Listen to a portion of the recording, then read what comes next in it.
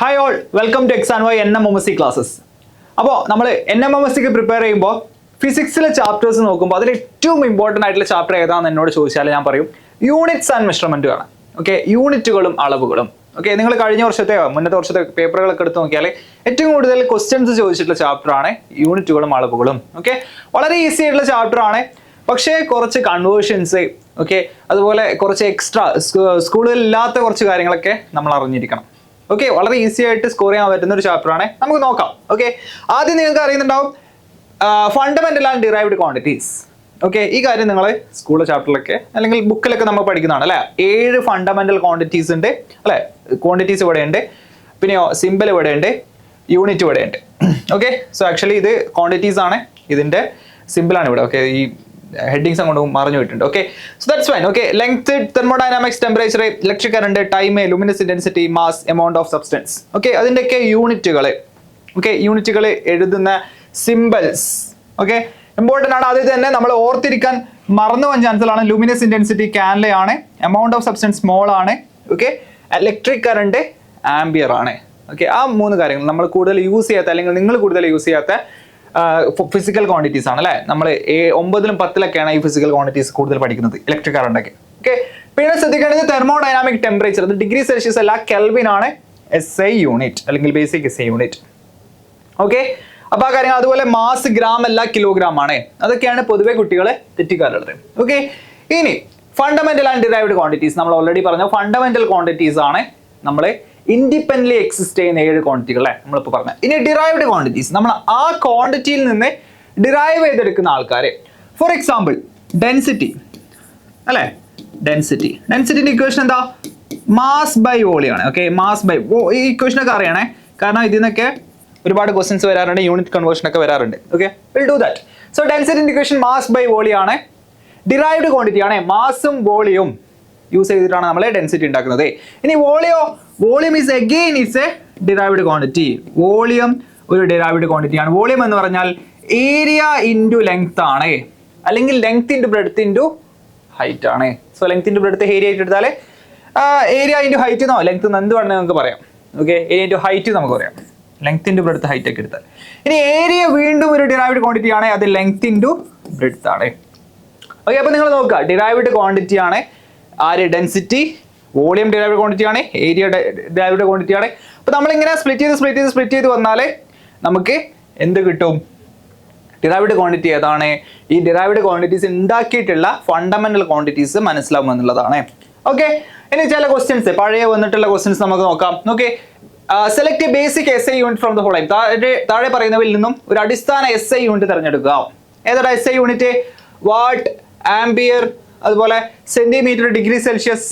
നമ്മളിപ്പോൾ ഡിസ്കസ് ചെയ്യല്ല, degree Celsius അല്ല, കാരണം ടെമ്പറേച്ചർ ഏതാ? കെൽവിൻ ആണ്. സെന്റിമീറ്റർ അല്ല, മീറ്റർ ആണ്. ആംബിയർ കറക്റ്റ് ആൻസർ ആണ് അല്ലെ, ആംബിയർ. അപ്പൊ വാട്ട് ചിലപ്പോൾ നിങ്ങൾക്ക് അറിയുന്ന പോലും ഉണ്ടാവില്ല അല്ലെ, പക്ഷെ അത് അറിയേണ്ട ആവശ്യമില്ല. നമുക്ക് അറിയുന്ന ആൾക്കാർ എവിടെയെങ്കിലൊക്കെ ഉണ്ടാകും. അറിയുന്ന ആൾക്കാരെ ഒഴിവാക്കി നോക്കിയാലോ, അല്ലെങ്കിൽ ചിലപ്പോൾ അറിയുന്ന ആൾക്കാർ തന്നെ ആൻസറിൽ ഉണ്ടാകും. ഓക്കെ, കറണ്ടിന്റെ യൂണിറ്റ് ആണ് ആംബിയർ. വാട്ട് ആക്ച്വലി പവറിന്റെ യൂണിറ്റ്, പവർ. ഓക്കെ, അഗെയിൻ നിങ്ങൾ ഇത് പഠിക്കാൻ പോകുന്നത് എവിടെയാണ്? 9ാം ക്ലാസ്സിലാണ്. ഓക്കെ, പവർ എന്ന് പറഞ്ഞത് വർക്ക് ഡിവൈഡഡ് ബൈ ടൈം ആണ്. ഇയാളെ യൂണിറ്റ് ആണ് വാട്ട്. ഓക്കെ, വർക്കിന്റെ യൂണിറ്റ് നിങ്ങൾ ഓർത്ത് വെച്ചോ, ജൂൾ. ഓക്കെ, ജൂൾ എന്ന് പറയുന്ന സയന്റിസ്റ്റിന്റെ പേരിനാണ് നമ്മൾ യൂണിറ്റ് ഉണ്ടാക്കിയെടുത്തുള്ളത്. ജൂൾ, ക്യാപിറ്റൽ J ആണ് നമ്മൾ റെപ്രസെന്റ് ചെയ്യാം. Okay, rules of writing units. Okay, നമുക്ക് ഇപ്പോഴേ പഠിച്ചിട്ട് പോകണം, ആരും മറന്നു പോകരുത് എന്തൊക്കെയാണ് റൂൾസ്. ഓക്കെ, ഫോർ എക്സാമ്പിൾ വർക്കിന്റെ യൂണിറ്റ് ജൂൾ ആണ്. അപ്പൊ ജൂൾ ഒരു സയന്റിസ്റ്റിന്റെ പേര് എടുത്തിട്ട് അല്ലെങ്കിൽ സയന്റിസ്റ്റിന്റെ പേരാണ്, അതുകൊണ്ട് തന്നെ നമ്മൾ ക്യാപിറ്റൽ Jയിലാണ് ഇത് റെപ്രസെന്റ് ചെയ്യുന്നത്. ഓക്കെ, അതുപോലെ നോക്കേ, ഈ പവർ വാട്ട് ഒരു സയന്റിസ്റ്റിന്റെ പേരാണ്. സോ ക്യാപിറ്റൽ W നമ്മളത് റെപ്രസെന്റ് ചെയ്യും. കെൽവിൻ, ഓക്കെ, കെൽവിൻ ഒരു സയന്റിസ്റ്റിന്റെ പേരാണ്. സോ ക്യാപിറ്റൽ K റെപ്രസെന്റ് ചെയ്യാം. ഓക്കെ, ന്യൂട്ടൺ ഫോഴ്സിന് യൂണിറ്റ് നിങ്ങൾക്ക് അറിയുന്നുണ്ടാവും, ക്യാപിറ്റൽ N റെപ്രസെന്റ് ചെയ്യാം. മീറ്റർ ഒരു സയന്റിസ്റ്റിന്റെ പേരല്ല, അതുകൊണ്ട് തന്നെ നമ്മൾ സ്മോൾ m റെപ്രസെന്റ് ചെയ്യാം.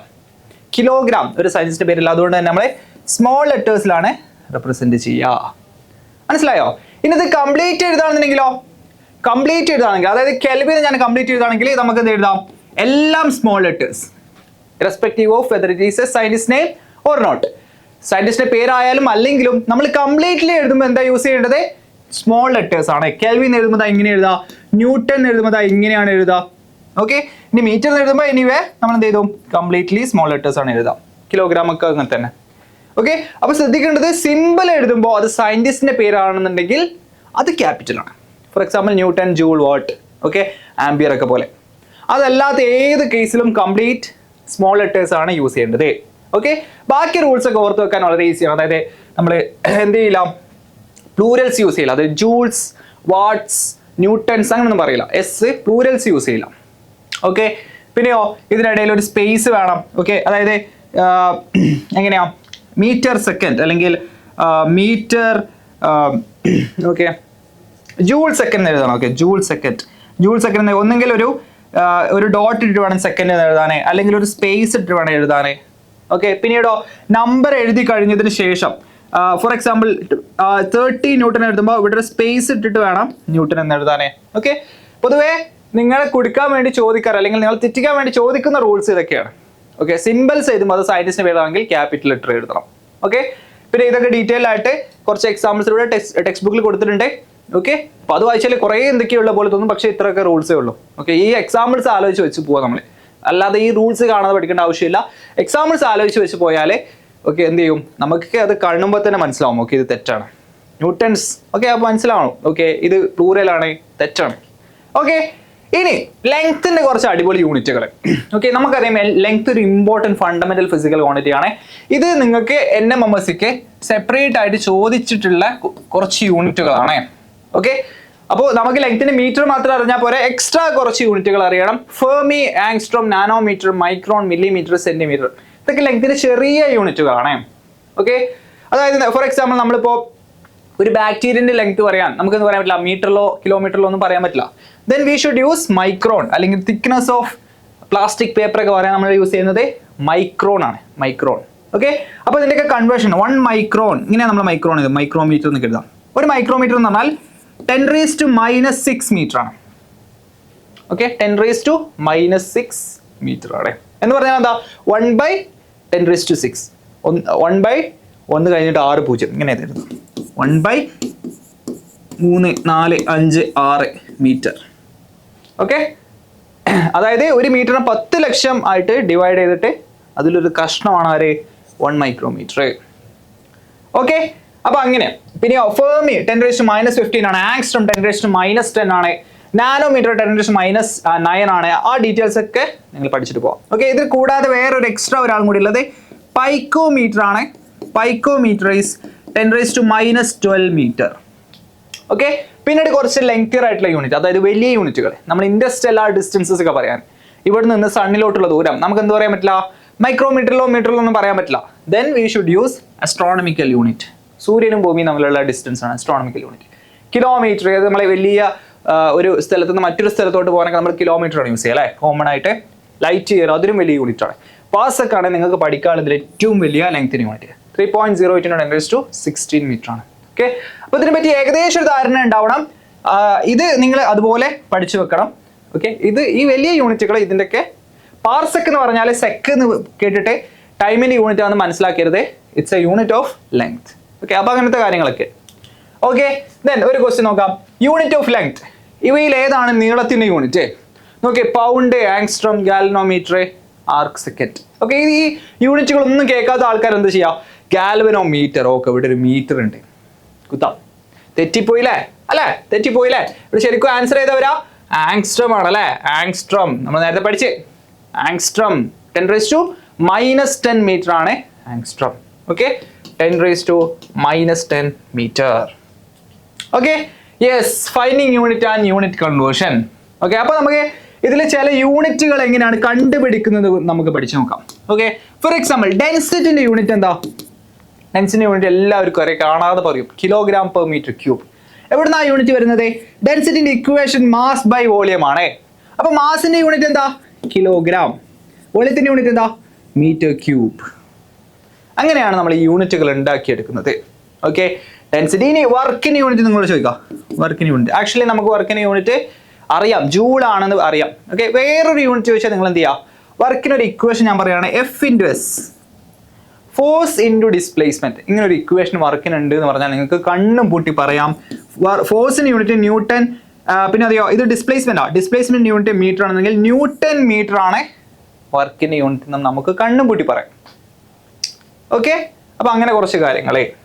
ഓക്കെ, പിന്നെയോ പവറിന്റെ unit. Okay, this is also equal to എന്താണ്? ജൂൾ. ഓക്കെ, സോ ഇയാളാണ് ആക്ച്വലി SI യൂണിറ്റ് വർക്കിന്റെ. ഓക്കെ, യൂണിറ്റ് ഓഫ് ഡെൻസിറ്റി മുന്നേ ചോദിച്ചുള്ള ചോദ്യമാണ്, നമുക്ക് എല്ലാവർക്കും അറിയാം, നമ്മൾ കാണാതെ പഠിച്ചിട്ടുണ്ടാവും. ഏതാണ്? Kilogram per metre cube. Kilogram per metre cube. Okay, അപ്പോൾ ഇത് അറിയുന്ന യൂണിറ്റുകളാണെങ്കിൽ നമുക്ക് വേഗം മാർക്ക് ചെയ്യാം. അല്ല എന്നുണ്ടെങ്കിൽ നമ്മളിത് ഡിറൈവ് ചെയ്തെടുക്കുന്ന രീതിയാണ് ഞാൻ പറഞ്ഞത്. ഓക്കെ, അപ്പോൾ നമുക്ക് അറിയില്ല എന്നുണ്ടെങ്കിലും നമുക്ക് കണ്ടുപിടിക്കാം. ഓക്കെ, വോളിയത്തിന്റെ യൂണിറ്റ് എങ്ങനെ വരുന്നത്? Length into breadth into height, metre into metre. അങ്ങനെ നമ്മളെ വെലോസിറ്റിന്റെ യൂണിറ്റ്, വെലോസിറ്റി നിങ്ങൾ മോഷൻ എന്ന് പറഞ്ഞ ചാപ്റ്ററിൽ പഠിച്ചിട്ടുണ്ടോ അല്ലേ? വെലോസിറ്റി എന്ന് പറഞ്ഞാൽ ഡിസ്പ്ലേസ്മെന്റ് ബൈ ടൈമാണ്. സോ ഡിസ്പ്ലേസ്മെന്റ് യൂണിറ്റ് മീറ്റർ ആണ്, ടൈമിന്റെ യൂണിറ്റ് സെക്കൻഡ് ആണ്, മീറ്റർ പെർ സെക്കൻഡ്. അങ്ങനെ വരുന്നത്. ഓക്കെ, അപ്പൊ ക്വാണ്ടിറ്റി അറിഞ്ഞാൽ, ഇക്വേഷൻ അറിഞ്ഞാൽ നമുക്ക് എന്ത് ചെയ്യാം? ഡിറൈവ് ചെയ്തെടുക്കാം യൂണിറ്റുകൾ. ഏത് ഫിസിക്കൽ ക്വാണ്ടിറ്റി അങ്ങനെയാണ്. ഓക്കെ, അപ്പൊ നിങ്ങൾ പല ഇക്വേഷൻസും പഠിക്കും, അപ്പോഴൊക്കെ ഇവരെ നമുക്ക് എന്ത് ചെയ്യാം? യൂസ് ചെയ്യാം ഈ കാര്യം. ഫോർ എക്സാമ്പിൾ പ്രഷറിന്റെ യൂണിറ്റ്. പ്രഷർ എന്ന് പറഞ്ഞാൽ ഫോഴ്സ് ബൈ ഏരിയ ആണ്. ഓക്കെ, ഫോഴ്സ് ബൈ ഏരിയ ആണ്. അപ്പൊ ഇതിന്റെ യൂണിറ്റ് എനിക്ക് എന്ത് പറയാം? ന്യൂട്ടൺ ആണ് ഫോഴ്സിന്റെ യൂണിറ്റ്, ഏരിയന്റെ യൂണിറ്റ് മീറ്റർ സ്ക്വയർ ആണ്. So newton per metre square എന്ന് പറയാം. ഇത് കറക്റ്റ് ആണ്. പാസ്കൽ എന്നൊക്കെ നിങ്ങൾ പഠിച്ചിട്ടുണ്ടാവും അല്ലെ? പാസ്കൽ. ഓക്കെ, ഇതാണ് SI യൂണിറ്റ്, പക്ഷെ ഇതും കറക്റ്റ് ആണ്. അപ്പൊ ചിലപ്പോൾ ചോദിക്കും which of the following is correct unit of pressure, എന്നിട്ട് ഈ യൂണിറ്റുകളൊക്കെ തരും. അപ്പൊ നമ്മൾ എന്ത് ചെയ്യാ? ഈ രണ്ട് യൂണിറ്റുകൾ ഉണ്ടെന്നുണ്ടെങ്കിൽ ബോത്ത് A ആൻഡ് B എന്ന് പറഞ്ഞൊരു ഓപ്ഷൻ അവിടെ ഉണ്ടാവും. അപ്പൊ അത് പിക്ക് ചെയ്യണം. Which of the following is the SI unit of pressure എന്ന് ചോദിച്ചാൽ അപ്പൊ പാസ്കൽ മാത്രമേ എടുക്കാൻ പാടുള്ളൂ. ഓക്കെ, അപ്പോൾ ഇവിടെ വർക്കിന്റെ ചോദിച്ചാൽ ജൂൾ മാത്രമേ എടുക്കാൻ പാടുള്ളൂ. Okay, which of the following is the unit എന്ന് ചോദിച്ചാൽ നമുക്ക് രണ്ടാളെ എടുക്കാം. Which of the following is the SI unit എന്ന് പറഞ്ഞാൽ അപ്പോൾ ജൂള്, പാസ്കൽ ഇവരൊക്കെ എടുക്കാൻ പാടുള്ളൂ. Okay, okay, yes.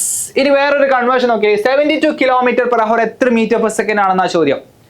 എല്ലാവർക്കും അറിയുന്നാൽ എങ്ങനെ ചെയ്യാം? 72 km/h മീറ്റർ പെർ സെക്കൻഡിലോട്ട് മാറ്റൽ എങ്ങനെയാ? km/h മീറ്റർ പെർ സെക്കൻഡിലോട്ട് മാറ്റാൻ ഇൻറ്റു 5/18 കൊണ്ട് മൾട്ടിപ്ലൈ ചെയ്താൽ മതി. അപ്പൊ 72 ഇൻറ്റു 5/18, 18ന്റെ ഡബിൾ 36, 36ന്റെ ഡബിൾ ആണ് 72. സോ 4 ടൈംസ് ആണ് അല്ലേ? 4 × 5 20 മീറ്റർ പെർ സെക്കൻഡ് ആണ് 72 km/h എന്ന് പറഞ്ഞാൽ. ഈസി. ഓക്കെ, അപ്പൊ ആ കൺവേർഷൻ എങ്ങനെയാ വന്നത് എന്ന് നമുക്ക് നോക്കിയാലോ. അതായത് ഈ 5/18 എവിടുന്ന വന്നത്? കുറച്ച് ആൾക്കാർക്ക് അറിയുന്നുണ്ടാവും, അറിയാത്തവർ ഇവിടെ നോക്കേ. അതായത് km/h നമ്മൾ എങ്ങനെയാണ് മീറ്റർ പെർ സെക്കൻഡിലോട്ട് മാറ്റുന്നത്? 1 km/h എത്ര മീറ്റർ പെർ സെക്കൻഡ് ആണെന്നാണ് നമ്മൾ ഇനി ചെക്ക് ചെയ്യാൻ പോകുന്നത്. ആദ്യം ചെയ്യേണ്ടത് എത്ര മീറ്റർ പെർ സെക്കൻഡ് ആണ് നോക്കാൻ പോകുന്നത്. കിലോമീറ്ററിനെ മീറ്ററിലോട്ട് മാറ്റുന്നോ? 1 കിലോമീറ്റർ എന്ന് പറഞ്ഞാൽ 1000 മീറ്റർ ആണ്. ഹവറിനെ സെക്കൻഡിലോട്ട് മാറ്റുന്നോ? 1 ഹവർ പറഞ്ഞാൽ 60 മിനിറ്റ് ആണ്. ഓരോ മിനിറ്റും 60 സെക്കൻഡ്സ് ആണ്. ഓക്കെ, ഇനി നോക്കിക്കോ, ഈ 0യും 0യും അടിയിലുള്ള 2 0യും കട്ടായി പോകും. So you will get 10/36 meter per second, which is equal to 5/18 meter per second. So ഇവിടെ നോക്കേ, 1 km/h എന്ന് പറഞ്ഞാൽ 5/18 meter per second ആണ്. അങ്ങനെയാണെങ്കിൽ 72 km/h എത്ര മീറ്റർ പെർ സെക്കൻഡാ? Into 5/18 metre per second. അങ്ങനെ. ഓക്കെ, അപ്പോൾ km/h മീറ്റർ പെർ സെക്കൻഡിലൊക്കെ ആക്കാൻ നമുക്ക് അറിയാം അല്ലേ? അതുപോലെ വേറെ ഏത് യൂണിറ്റ് വന്നാലും നമുക്ക് കൺവേർട്ട് ചെയ്യാൻ അറിയണം. ഓക്കെ, ഇനി മീറ്റർ പെർ സെക്കൻഡിനെ km/h ആക്കാൻ എന്താ ചെയ്യുക? km/h മീറ്റർ പെർ സെക്കൻഡ് ആക്കാൻ നമ്മൾ ചെയ്തത് ഇൻറ്റു 5/18 ചെയ്യായിരുന്നു. മീറ്റർ പെർ സെക്കൻഡ് km/h ആക്കാൻ നമ്മൾ ചെയ്യേണ്ടത് ഇൻറ്റു 18/5 ഇൻറ്റു 18/5. ഓക്കെ, സോ വേറെ ക്വസ്റ്റ്യൻ നോക്കാം. A commercial swimming pool holds 55 meter cube of water. What is the total volume of the pool when expressed in liters? അതായത് 55 meter cube ഉള്ള ഒരു നീന്തൽക്കുളമുണ്ട്. അതിന്റെ ലിറ്ററിലുള്ള എത്ര വെള്ളമാണ് അതിൽ കൊള്ളുക എന്നാണ് ചോദ്യം. എങ്ങനെ ചെയ്യാ? 1 meter cube എത്ര ലിറ്റർ ആണ്? 1000 ലിറ്റർ ആണ്. Important conversion. ഓക്കെ, പലപ്പോഴും പല സ്ഥലങ്ങളിലും ചോദിച്ചിട്ടുണ്ട്. ഈവൻ കഴിഞ്ഞ NMMSക്കും ഇത് റിലേറ്റ് ചെയ്തിട്ടുള്ള ഒരു ക്വസ്റ്റ്യൻ ചോദിച്ചിട്ടുണ്ട്. അപ്പോൾ 1 meter cube എത്ര ലിറ്റർ ആണെന്ന് അറിയണം. 1 meter cube 1000 ലിറ്റർ ആണ് 1 meter cube എന്ന് പറഞ്ഞാൽ. അങ്ങനെയാണെങ്കിൽ 55 meter cube എത്ര ലിറ്റർ? 55,000 ലിറ്റർ, അതായത് 55,000 ലിറ്റർ ആണ്. ഓക്കെ, ഓക്കെ, ഇനി 55 ലിറ്റർ എത്ര മീറ്റർ ക്യൂബ് ആണെന്ന് ചോദിച്ചാൽ നമ്മൾ എന്താ ചെയ്യുക? Divided by 1000. ഓക്കെ, ഒരു മീറ്റർ ക്യൂബ് 1000 ലിറ്റർ ആണ്. അപ്പോൾ 1 ലിറ്റർ എത്ര മീറ്റർ ക്യൂബാ? Divided by 1000. ഓക്കെ, അങ്ങോട്ട് പോകുമ്പോൾ മൾട്ടിപ്ലിക്കേഷൻ, ഇങ്ങോട്ട് വരുമ്പോൾ ഡിവിഷൻ. ഓക്കെ, അതാണ് നമ്മൾ നേരത്തെ ഇവിടെ ചെയ്തത്. അങ്ങോട്ട് പോകുമ്പോൾ 5/18, ഇങ്ങോട്ട് വരുമ്പോൾ 18/5. ഓക്കെ, ഈ ടൈപ്പ് ക്വസ്റ്റ്യൻ ചോദിച്ചിട്ടുണ്ട് കേട്ടോ. അങ്ങനെയാണെങ്കിൽ ഗ്രാം പെർ സെന്റിമീറ്റർ ക്യൂബിനെ കിലോഗ്രാം പെർ മീറ്റർ ക്യൂബിലോട്ട് നമുക്ക് മാറ്റി നോക്കാം. ഓക്കെ, കൺവേർഷൻസ് വളരെ ഇമ്പോർട്ടൻ്റ് ആണ്. അതുകൊണ്ടാണ് നമ്മൾ റിപ്പീറ്റഡ് ആയിട്ട് കുറച്ച് ക്വസ്റ്റ്യൻസ് ചെയ്യുന്നത്. ഓക്കെ, ഇതിന് വളരെ ഈസി ആയിട്ടുള്ള ക്വസ്റ്റ്യൻസ് വരും. ഫോർ എക്സാമ്പിൾ നോക്ക്, ലെങ്ത്തിന്റെ യൂണിറ്റ് ഏത്, അതുപോലെ ഇതിൽ ഏതാണ് SI യൂണിറ്റ് എന്നൊക്കെ ചോദിക്കും. ഓക്കെ, അതൊക്കെ എല്ലാവരും എഴുതും. ഓക്കെ, അത് നമ്മൾ സ്കൂളിൽ പോയാലൊക്കെ ഈസി ആയിട്ട് എഴുതിയെടുക്കാം. ഓക്കെ, അല്ലെങ്കിൽ സ്കൂളിൽ ടെക്സ്റ്റ് ബുക്ക് പഠിച്ചാലും എഴുതിയെടുക്കാം. പക്ഷെ അതല്ല, ഓക്കെ, അങ്ങനെ എഴുതിയാൽ എന്ത് ചെയ്യില്ല, നമ്മൾ മുകളിലോട്ട് എത്തൂല. അതൊക്കെ എഴുതണം. ഓക്കെ, അതിൻ്റെ കൂടെ എന്ത് ചെയ്യണം, കുറച്ച് അധികം ആൾക്കാർക്ക് കിട്ടാത്ത ക്വസ്റ്റ്യൻ കൂടെ നമ്മൾ ചെയ്താലേ നമുക്ക് ഈ സ്കോളർഷിപ്പ് കിട്ടുള്ളൂ അല്ലെ. 12,000 രൂപേന്റെ സ്കോളർഷിപ്പ്, വർഷത്തിൽ 12,000 രൂപേന്റെ സ്കോളർഷിപ്പ് നമുക്ക് കിട്ടുള്ളൂ. ഓക്കെ, അപ്പൊ അത് എല്ലാവർക്കും കിട്ടൂല. അപ്പൊ എല്ലാവർക്കും കിട്ടാത്തത് എന്തുകൊണ്ടാ? എല്ലാവർക്കും ചെയ്യാൻ പറ്റാത്ത കുറച്ച് ക്വസ്റ്റ്യൻസ് ഉണ്ട്, അത് നമ്മൾ ചെയ്യണം. ഓക്കെ, ഫോർ എക്സാമ്പിൾ ഇവിടെ നോക്ക്, ഗ്രാം പെർ സെന്റിമീറ്റർ ക്യൂബ് നമ്മൾ കിലോഗ്രാം പെർ മീറ്റർ ക്യൂബിലോട്ട് മാറ്റാണ്. നിങ്ങൾക്ക് അറിയുന്നുണ്ടോ, ഇത് രണ്ടും ആരെ യൂണിറ്റ് ആണ്? ഡെൻസിറ്റിന്റെ യൂണിറ്റ് ആണ് അല്ലെ. ഇവർ രണ്ടുപേരും ഡെൻസിറ്റിന്റെ യൂണിറ്റ് ആണ്. അപ്പൊ ഒരാളെ മാറ്റാൻ പോകണം ഞാൻ. ഗ്രാം പെർ സെന്റിമീറ്റർ ക്യൂബിനെ കിലോഗ്രാം പെർ മീറ്റർ ക്യൂബിലോട്ട് മാറ്റാൻ പോകണം. നേരത്തെ എഴുതിയ ശരിയല്ല, അതുകൊണ്ട് ഞാൻ വായിച്ചു പോയത്. ഓക്കെ, സോ ഗ്രാമിനെ ഞാൻ കിലോഗ്രാമിലോട്ട് മാറ്റും, സെന്റിമീറ്റർ ക്യൂബ് ഞാൻ മീറ്റർ ക്യൂബിലോട്ട് മാറ്റും. ഓക്കെ, എങ്ങനെ ചെയ്ത് നോക്ക്. ഗ്രാമിനെ കിലോഗ്രാമിലോട്ട് മാറ്റുന്നു. 1 ഗ്രാം എന്ന് പറഞ്ഞാൽ എത്ര കിലോഗ്രാമാ? 10⁻³ ഒരു കിലോഗ്രാം എന്ന് പറഞ്ഞാൽ 1000 ഗ്രാം ആണ്. സോ 1 ഗ്രാം എന്ന് പറഞ്ഞാൽ 1/1000 കിലോഗ്രാം ആണ്, അതായത് 10⁻³ കിലോഗ്രാം ആണ്. ഡിവൈഡഡ് ബൈ ഓക്കെ, അപ്പൊ ഞാൻ ഈ കൺവേർഷൻ ചെയ്തു കഴിഞ്ഞു. ഇനി ഞാൻ ഈ കൺവേർഷൻ ചെയ്യാൻ പോകണം. ഓക്കെ, ഒരു സെന്റിമീറ്റർ എന്ന് പറഞ്ഞാൽ എത്ര മീറ്ററാ? ഒരു മീറ്റർ എന്ന് പറഞ്ഞാൽ 100 സെന്റിമീറ്ററാണ്. സോ ഒരു സെന്റിമീറ്റർ എന്ന് പറഞ്ഞാൽ 1/100 സെന്റിമീറ്റർ, അതായത് 10⁻² സെന്റിമീറ്റർ ആണ്. പക്ഷെ അവിടെ കഴിയുന്നില്ല, അവിടെ ഒരു ക്യൂബ് കൂടെ ഉണ്ട്. സോ ആ ക്യൂബ് കൂടെ നമ്മൾ ഇവിടെ ഇട്ട് കൊടുക്കും. അപ്പൊ പരിപാടി കഴിഞ്ഞു. ഇനി നോക്കേ, 10⁻³ divided by 10⁻⁻6 which is equal to 10⁻³ kilogram per metre cube. Okay, അതായത് 1 ഗ്രാം പെർ സെന്റിമീറ്റർ ക്യൂബ് എന്ന് പറഞ്ഞാൽ 10⁻³ 1000 കിലോഗ്രാം പെർ മീറ്റർ ക്യൂബ് ആണ്. പഠിച്ചു വെച്ചോ. ഓക്കെ, ഈ കൺവേർഷൻ ചെയ്ത് പഠിച്ചാൽ ഏറ്റവും ബെസ്റ്റ്. ഓക്കെ, അപ്പോൾ ഏത് യൂണിറ്റ് വന്നാലും നമുക്ക് കൺവേർട്ട് ചെയ്യാൻ അറിയാം. ഓക്കെ, അതിന്റെ കൂടെ ഇത് ഇമ്പോർട്ടൻറ്റ് കൺവേർഷൻ ആയതുകൊണ്ട് ഇത് കൂടെ എന്ത് ചെയ്യാം, നമുക്ക് ഒന്ന് ബൈ ഹാർട്ട് ചെയ്ത് പഠിക്കാം. 1 ഗ്രാം പെർ സെന്റിമീറ്റർ ക്യൂബ് എന്ന് പറഞ്ഞാൽ 1000 കിലോഗ്രാം പെർ മീറ്റർ ക്യൂബ് ആണ്, 1000 കിലോഗ്രാം പെർ മീറ്റർ ക്യൂബ്. അങ്ങനെയാണെങ്കിൽ നിങ്ങൾക്ക് ചെയ്യാനൊരു ക്വസ്റ്റ്യൻ, എല്ലാവരും ഈ ക്വസ്റ്റ്യൻ ചെയ്തിട്ട് ഇതിന്റെ ആൻസർ എന്ത് ചെയ്യുക, കമന്റ് ആയിട്ട് രേഖപ്പെടുത്താം. കൺവേർഷൻ ആണ് 3000 കിലോമീറ്റർ ക്യൂബ്, അതായത് 3000 കിലോഗ്രാം പെർ മീറ്റർ ക്യൂബ് എത്ര ഗ്രാം പെർ സെന്റിമീറ്റർ ക്യൂബ് ആണെന്നാണ് ചോദ്യം. ഓക്കെ, നമുക്ക് ഗ്രാം പെർ സെന്റിമീറ്റർ ക്യൂബിനെ കിലോഗ്രാം പെർ മീറ്റർ ക്യൂബിലോട്ട് മാറ്റണം എന്നുണ്ടെങ്കിൽ ഇൻറ്റു 1000 ചെയ്താൽ മതി. അങ്ങനെയാണെങ്കിൽ കിലോഗ്രാം പെർ മീറ്റർ ക്യൂബിനെ ഗ്രാം പെർ സെന്റിമീറ്റർ ക്യൂബിലോട്ട് മാറ്റണമെങ്കിൽ എന്താ ചെയ്യേണ്ടതെന്ന് നിങ്ങൾ ആലോചിച്ച് നോക്കുക. ഞാൻ മുന്നത്തെ ക്വസ്റ്റനിൽ ഡിസ്കസ് ചെയ്തിരുന്നു അല്ലേ. അപ്പോൾ അത് ആലോചിച്ച് നോക്കുക, ചെയ്യുക, കമന്റ് ബോക്സിൽ ആൻസർ പറയാം. ഓക്കെ, അപ്പോൾ നിങ്ങൾ ഈ ടെക്സ്റ്റ് ബുക്കിൽ ഈ ചാപ്റ്ററിനെ സംബന്ധിച്ചിടത്തോളം ടെക്സ്റ്റ് ബുക്കിലെ കാര്യങ്ങളൊക്കെ കംപ്ലീറ്റ് ആയിട്ട് പഠിക്കുക. അതിൻ്റെ കൂടെ ഞാൻ ഇവിടെ പറഞ്ഞിട്ടുള്ള ലെങ്ത്തിന്റെ കുറച്ച് എക്സ്ട്രാ യൂണിറ്റുകളെ, അതുപോലെ ഇവിടെ കൺവേർഷൻസ്, ഓക്കെ, ഈ കൺവേർഷൻസ് ഒക്കെ പഠിച്ചിട്ട് പോവാം. ഓക്കെ, പിന്നെ മാസിന്റെ കുറച്ച് കൺവേർഷൻസ് ഉണ്ട് അല്ലേ, ഈസിയാണ്. 1 ക്വിൻ്റൽ എന്ന് പറഞ്ഞാൽ 100 കിലോഗ്രാം ആണ്, 1 ടൺ എന്ന് പറഞ്ഞാൽ 1000 കിലോഗ്രാം ആണ്. ഈ കാര്യം കൂടി ഓർത്ത് വെച്ചാൽ മതി. ഓക്കെ, ബാക്കി എല്ലാ യൂണിറ്റുകളും എന്ത് ചെയ്യേണ്ട ആവശ്യമില്ല, കുറേ യൂണിറ്റുകൾ പഠിക്കേണ്ട ആവശ്യമില്ല. ഓക്കെ, അപ്പോൾ ഇത്രയും കാര്യങ്ങളൊക്കെ ഓർത്ത് വെക്കാം, ഈ കൺവേർഷൻസ് ഒക്കെ ഓർത്ത് വെക്കാം. എല്ലാവരും ഇതിന് ആൻസർ കമന്റ് ചെയ്യാം. എല്ലാവരും NMMSക്ക് കണ്ടിന്യൂസ് ആയിട്ട് എന്ത് ചെയ്യാം, കൺസിസ്റ്റന്റ് ആയിട്ട് പ്രിപ്പയർ ചെയ്യാം. എല്ലാവർക്കും NMMS കിട്ടട്ടെ. All the best.